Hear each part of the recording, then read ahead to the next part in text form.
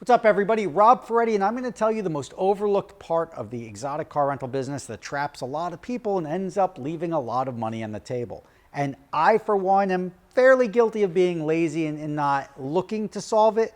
But now this year, I took the steps to correct it. Now, if you remember when we started Gotham years ago, we would rent these cars out on the weekend.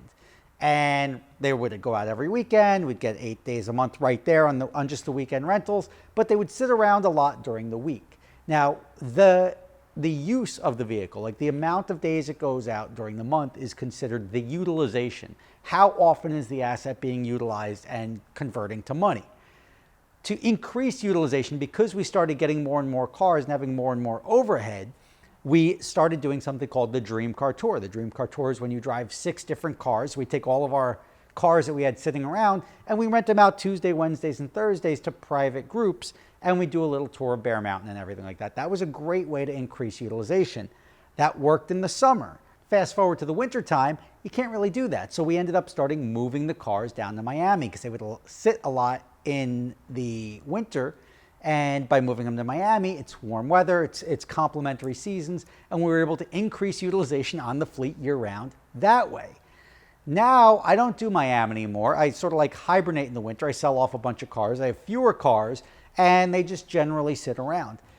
This year, I'm like, all right, I want to get more cars. I want to add a lot of cars. If you watch my previous video, I was going to start taking other people's cars that want me to manage their cars as well. What's the best way to keep the utilization up on everybody's cars and my own cars to make sure that we're always not stacking the warehouse too full and always keeping the profitability on all the cars as high as we can? And I was like, let's kick back something that we created back in the day called Dreamshare. Now, Dreamshare was something where we would find people like, hey, you want to, and it was more so to generate cash in the wintertime. Whoever wants to rent cars, just say you sign up for an account balance of $50,000 or you give us $50,000, we'll give you $75,000 in credit. So you got all of this additional discount on your rental. Now, instead of doing that, because that was more so for a cash flow thing, I'm not really concerned about the cash flow. I'm more concerned about the utilization. I just want to keep these things moving.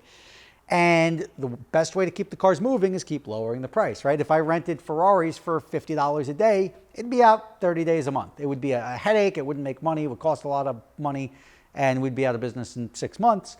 But the cars would go out a lot, and it would present a lot of issues. So there is that sweet spot. How low do you want to go to keep your car out? And that's what Turo does. Turo like works everyone. How low are you willing to rent this car for? And I don't want to play that game, but I am now going to be offering cars lower than Turo, lower than anybody. I'm going to be the lowest possible way, the cheapest way for somebody to get behind the wheel of a Ferrari or Lamborghini or any sports car is through my Dreamshare program, which I'm reinstituting the Dreamshare program for 2 levels. I'm going to do the $30,000 and $50,000 level. $30,000 is going to get you $40,000 in credit. $50,000 is going to get you $80,000 in credit. That's just so we have it because I didn't want to like recycle the same program and not have those options active. But those options are going to be there for people that want to rent a lot. And that's just all you're doing is preloading a gift card with $80,000 on it and spending it down that way.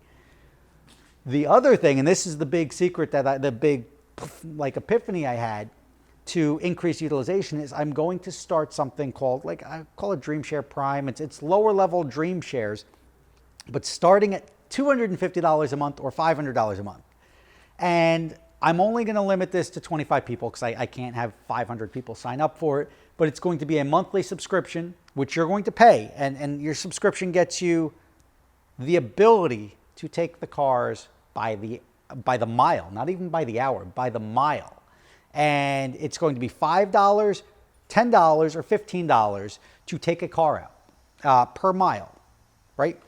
And it's not limited by time, but there are obviously caveats. Like I can't have somebody say like, I'm gonna take the car by the mile, go park it at his house for the weekend, and he's gonna say like, all right, I did 3 miles, so here's $45 for having the Ferrari at my house all weekend. But what this does do, and it allows for people to book up to 48 hours in advance, it takes care of that last minute inventory. So if you walk into my warehouse right now and you're like, let me take the Urus SE out and I just want to go to dinner. No problem. Anything under 6 hours, no minimum mileage required. So you want to take this out to dinner, bring it back. Dinner's a mile down the road, so you're putting 2 miles on the car. It's going to cost you $30 to show up to your dinner in a Lamborghini.